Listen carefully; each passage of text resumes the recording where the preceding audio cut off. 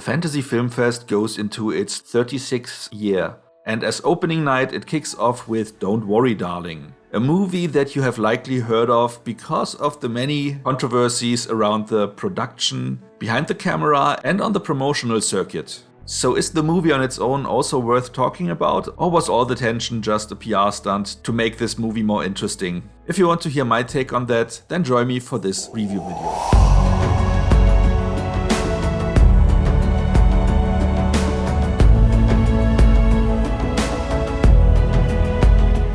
What? You haven't heard about what was going on behind the scenes yet? Then for the first time, let me catch you up in a quick behind the scenes segment. I will try to make it quick, so I take a deep breath first.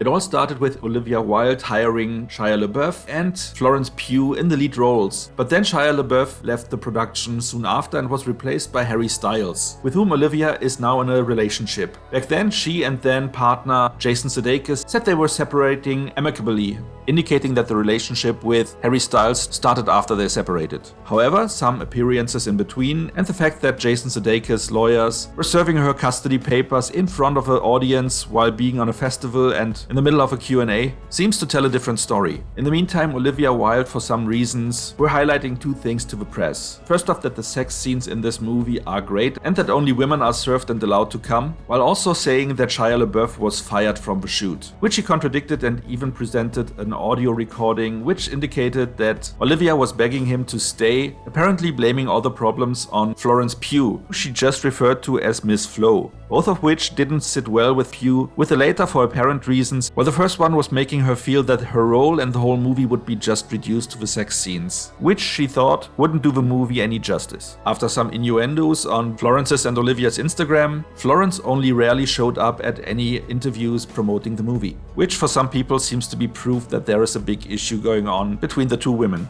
As if that was not drama enough, enter Spitgate. Chris Pine, who is often referred to as the nicest of the Chris's, which is saying a lot because Chris Evans and Chris Pratt are also always praised for being such nice guys, mainly stayed out of a controversy, but also was praising Florence Pugh's acting abilities quite a lot on the press junket, while not praising either Wilde or Styles, which seems to not sit well with them. So in one video that went viral, you apparently see Harry Styles spitting on Chris Pine while taking a seat at a movie festival. If that just appeared that way or if something else was going on is yet to be determined, because millions of people have watched the video and nobody could say for sure what was going on there. And if you haven't heard of it, that controversy really happened. Just Google Harry Styles, Chris Pine and spit. So now you're all caught up.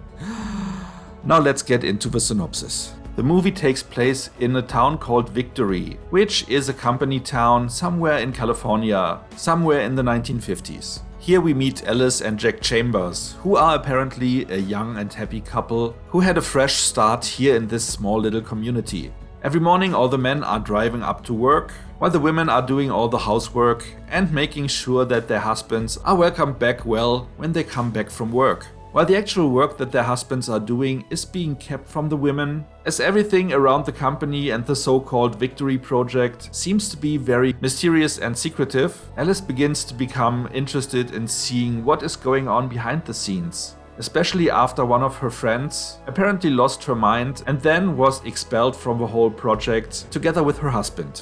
And this is one other thing, that you can never leave this community unless you are fired. You are not allowed to venture out as long as the husbands are working in this company. Again, for security reasons, because of the secrecy around the project. With Alice having a spirit that is more akin to modern women, she doesn't feel fulfilled with just doing the housework. And even though Frank, the founder of the Victory project, is constantly highlighting the importance of the female role in this society as being as valuable as their husbands, because they are supporting the work of their husbands and making it possible that they do their work, that of course is not enough to please Alice. With every step she is getting deeper into finding out what's going on, she also is getting more and more into danger, not only for her livelihood, but likely even for her life, and that of her husband. Let's stop the synopsis here and I will dive a little bit deeper into that in the spoiler zone at the end of this video. But let's look at the movie first before we dive into that. The good news first, the movie is able to hold your interest from start to finish and is doing this quite successfully on a high level of thrills that you will very likely enjoy a lot. There's also the amount of sex scenes that were described in the beginning.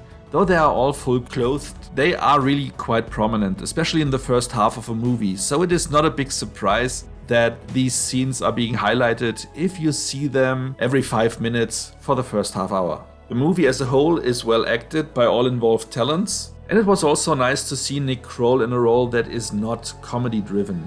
Though his role was quite small and I would have hoped that it would be a little bit larger, but he left a solid impression in that new direction that might become a second leg for him to stand on. Florence Pugh is doing a convincing job in the lead and is acting her chops off, which can also be said about Harry Styles' role and performance, which might calm down some Marvel fans who were worried about him being cast as the brother of Thanos in some upcoming appearances in the franchise going forward, just in case they haven't seen him acting in Dunkirk. The technical aspects of a movie are also strong, so everything you see from camera work to visual effects are quite convincing, but the main thing to critique here would be that the movie is quite predictable. It doesn't take away a lot of the fun and thrill to watch it, but very likely when you start watching the movie, you will pretty much only ask yourself in which of two ways it will go, while the end is pretty obvious from the get-go. I mean, of course, not the complete solution, but the general idea about the end is pretty predictable. But I will dive into that in the spoiler zone and not here. One thing worth mentioning though, and that is something I find a little bit surprising, is the fact that though you have a female director and a female screenwriter for this movie, the story still couldn't refrain from using female stereotypes. Like, women can't drive because in one scene, Florence Pugh is just driving directly into the side of a mountain, breaking down the car, which is tried to being explained away by her being preoccupied with other things. But at the end of the day, they could have just let the car die or something else, which doesn't make her look like a bad driver. But now let's get into the rating. For a quick recap, like I said, the acting and technical merits are all very high. The movie is entertaining and will keep you maybe not at the edge of your seats, but quite thrilled throughout the whole runtime, even though some viewers will be most interested in seeing which way it goes and if they are right with their prediction that they pretty likely would have had from the very start of a movie. There are some small issues that, looking back when you know the solution, doesn't really make sense in retrospect. But those are smaller things that doesn't really take you out of the movie since you only realize that retroactively. So I guess you already can imagine which way this rating will go. As I said, it was a good one and made clear that there is clear room for improvement, which is hinting that it will not be rated as a great movie. So with that being said, 7 out of 10 points is what I feel is fair for this one, and which is quite a good rating anyway, you know? So much about that. If you don't want to get spoiled now but enjoyed this video so far, please like it now before you leave. And if you are no subscriber yet, maybe consider to change that. If you don't mind spoilers or have already watched the movie yourself, please follow me now into the spoiler zone. Okay, let's make it quick here. So of course, as most people from the very start of the movie might have expected, the movie is not taking place in the 50s, it is taking place today, and this gated community is just something where everyone is locked away. The main question in our heads during the runtime of a movie will likely have been, is this a Matrix-like scenario where everyone is just thinking they are there, or are they physically in that place? Which some scenes pretty much answered by things happening that cannot happen in a real-life scenario. So of course we are in a Matrix-like setting. Everyone is just imprisoned there in their mind, while lying around at home in their bed, being fixated so they cannot get out. The main twist though is that the husbands are the ones who are capturing their women and are pretty much aware of what's going on. So what's happening is that the men have to go out and work for the company or doing odd jobs or whatever to come up with the money to stay in the project. So they are actually really working while their women are being kept in this mind prison, which seems to be a weird idea because everything is happening just in their heads. The sex is just in their heads. The good life, everything is just a computer construct, which doesn't make it that attractive for the men as well. Well, that is one of the points that doesn't make that much sense. What also doesn't make sense is that we have some clues in the movie regarding this not being all that real, which are not even noticed by the lead actress. For example, she is sitting in a bathtub and her reflection is doing something different than she is doing. Which begs the question, why was it happening at all? Because it was very likely just for our benefit to see that there is something strange going on. But why would a computer program do such a thing if she doesn't notice it? Or why would it do it at all? So that what I meant was just for our benefit and doesn't seem to make much sense in the larger universe of this whole story.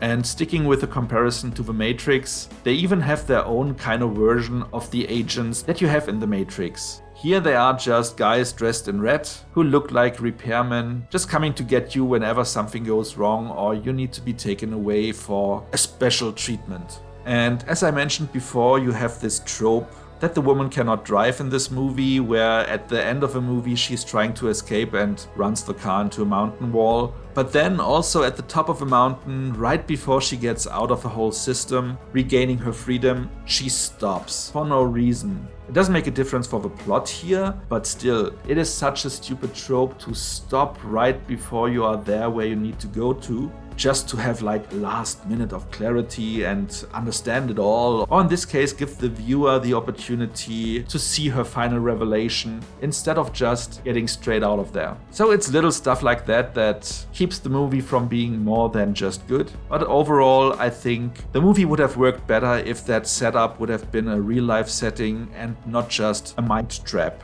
If they would have gone that other way, they could not have done some of the tricks, like the walls closing in on her, but overall it would have been more convincing and of course more attractive, because who would just want to be with his spouse just in their mind and not in real life? So that is my main point of critique, to say that was keeping the movie from being better than it is. What do you think about this whole movie? Have you seen it, or are you planning to see it? Has the controversy kept you from seeing it yet because you think it is just an overhyped piece of film, which I actually think is not doing the movie justice? Let me know in the comments. So much for now, see you next time, and thanks for watching!